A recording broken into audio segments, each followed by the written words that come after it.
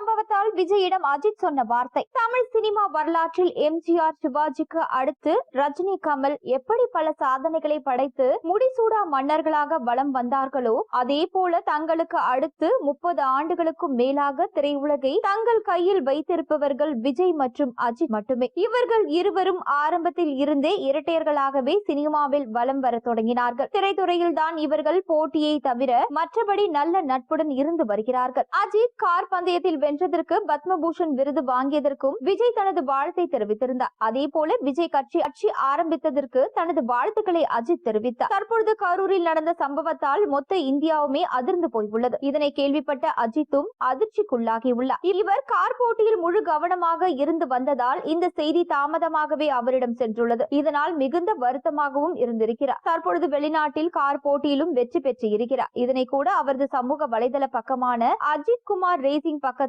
பதிவிடவில்லை. கரூர் சம்பவம் குறித்து விஜய் வெளியிட்டிருந்த அறிக்கையில், இதயம் நொறுங்கி போய் இருக்கிறேன், தாங்க முடியாத வார்த்தைகளால் சொல்ல முடியாத வேதனையிலும் துயரத்திலும் உழண்டு கொண்டிருக்கிறேன். நம் உறவுகளை இழந்து தவிக்கும் பெருந்துயர் மிகு மனநிலையில் என் மனம் படுகின்ற வேதனையை எப்படி சொல்வதென்றே தெரியவில்லை என்று பதிவிட்டிருந்தார். அத்துடன் நெரிசலில் சிக்கி உயிரிழந்தவர்களின் குடும்பத்தினருக்கு தலா 20 லட்சம் ரூபாயும், காயமடைந்தவர்களுக்கு தலா 2 லட்சம் ரூபாயும் நிவாரணம் வழங்கப்படுவதாக விஜய் அறிவித்தார். மேலும் பாதிக்கப்பட்டவர்களின் குடும்பத்தினரை சந்தித்து நேரில் ஆறுதல் சொல்வதற்காகவும் நிதி உதவியை வழங்குவதற்காகவும் எப்பொழுது